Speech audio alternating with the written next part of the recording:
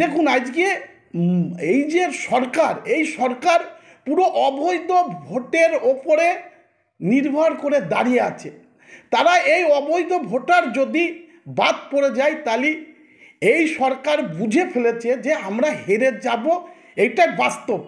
কেন আজকে উনি যে মৃত ভোটার, যে শিফটিং ভোটার, যে রোহিঙ্গা ভোটার এবং বাংলাদেশি যে জেহাদি ভোটারদের ওপরে নির্ভর করে এই সরকার বেঁচে আছে, তাই আজকে ভয় পাচ্ছে এসআইআর।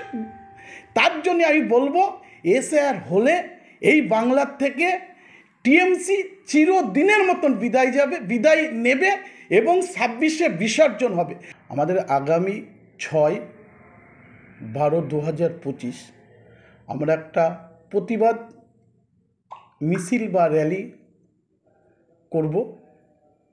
সময় 3 ঘটিকায় বিকাল।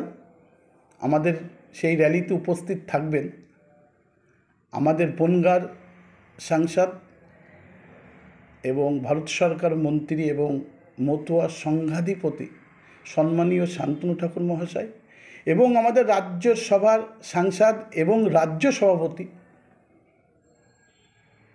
শ্রমিক ভট্টাচার্য মহাশয় এবং আমাদের মিঠুন চক্রবর্তী আসবেন। এসে আমাদের একটা প্রতিবাদ মিছিল হবে। মুখ্যমন্ত্রী বনগাঁতে আসবার পর থেকেই মানুষের মধ্যে যে উৎসাহ, যে জনজোয়ার দেখেছে, বিজেপি ভয় পেয়ে গেছে। এই ভয় পাওয়ার কারণে তারা এখানে সভা করতে আসছে। যে মানুষের উন্মাদনা দেখেছে, ওদের রাতের ঘুম নেই। ওরা যাদেরকে নিয়ে আসছেন বুঝতে পারবে মানুষ ওদের সঙ্গে নেই। অন্য অন্য জায়গা থেকে, অন্য বিধানসভা থেকে লোক নিয়ে এসে ওদের সেই মিছিল করতে হবে।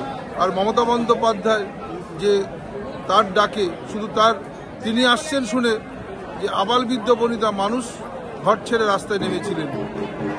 বিজেপি ভয় পেয়েছে, ভয়ের কারণে ওদের এখন মাথার ঠিক নেই, ওরা এসব করবে।